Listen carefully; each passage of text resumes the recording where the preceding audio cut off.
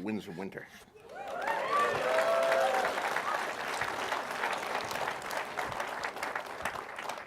Just a little. I don't have time to do a whole chapter here, but I'll read you the beginning of a chapter. What a thrill. I just heard somebody say, I want to hear it, but I don't want to hear it. Now, if you haven't read all the books up to and including A Dance with Dragons, you might want to leave, because this takes up right where The Dance with Dragons leaves off. It takes off of like 5 minutes after the end of A Dance with Dragons. So Brace yourselves. you'll be right in the middle of it here.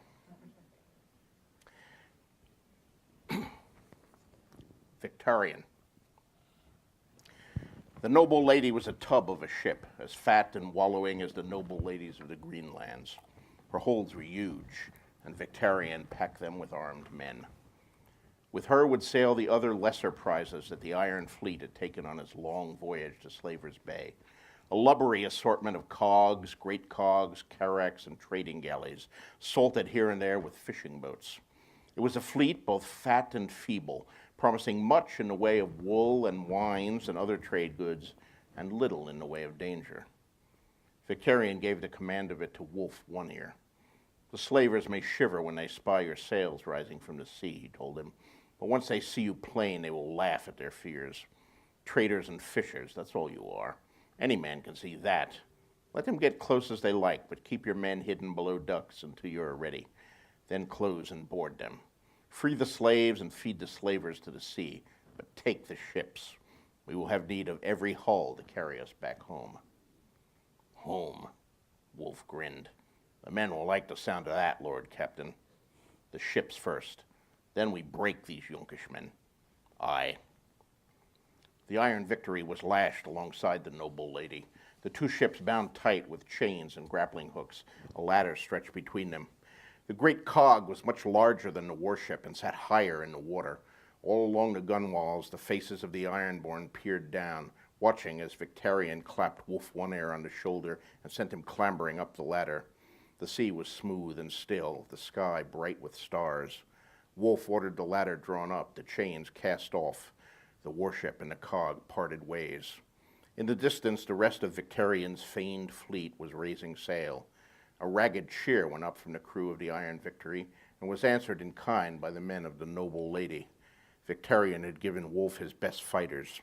He envied them. They would be the first to strike a blow, the first to see that look of fear in the foeman's eyes. As he stood at the prow of the Iron Victory, watching One Ear's merchant ships vanish one by one into the west, the faces of the first foe he'd ever slain came back to Victarion Greyjoy. He thought of his first ship, of his first woman. A restlessness was in him, a hunger for the dawn and the things this day would bring. Death or glory, I will drink my fill of both today. The Seastone chair should have been his when Balin died, but his brother Euron had stolen it from him, just as he had stolen his wife many years before. He stole her and he soiled her, but he left it for me to slay her. All that was done and gone now, though. Victarion would have his due at last. I have the horn, and soon I will have the woman, a woman lovelier than the wife he made me kill. Captain, the voice belonged to Longwater Pike. The oarsmen await your pleasure, 3 of them, and strong ones. Send them to my cabin. I want the priest as well. The oarsmen were all big. One was a boy, one a brute, one a bastard's bastard. The boy had been rowing for less than a year, the brute for 20. They had names, but Victarion did not know them. One had come from Lamentation, one from Sparrowhawk, one from Spiderkiss. He could not be expected to know the names of every thrall who had ever pulled an oar in the Iron Fleet. Show them the horn, he commanded, when the 3 had been ushered into his cabin. Moqorro brought it forth, and the dusky woman lifted up a lantern to give them all a look. In the shifting lantern light, the hellhorn seemed to writhe and turn in the priest's hands, like a serpent fighting to escape. Moqorro was a man of monstrous size, big-bellied, broad-shouldered, towering, but even in his grasp, the horn looked huge. My brother found this thing on Valeria, Victarion told the thralls. Think how big the dragon must have been to bear 2 of these upon his head. Bigger than Vagar or Meraxes, bigger than Belerion, the Black Dread. He took the horn from Makoto and ran his palm along its curves. At the Kingsmoot on Old Wick, one of Euron's mutes blew upon this horn. Some of you will remember. It was not a sound that any man who heard it will ever forget. They say he died, the boy said, him who blew the horn. Aye. The horn was smoking after. The mute had blisters on his lips, and the bird inked across his chest was bleeding. He died the next day. When they cut him open, his lungs were black. The horn is cursed, said the bastard's bastard.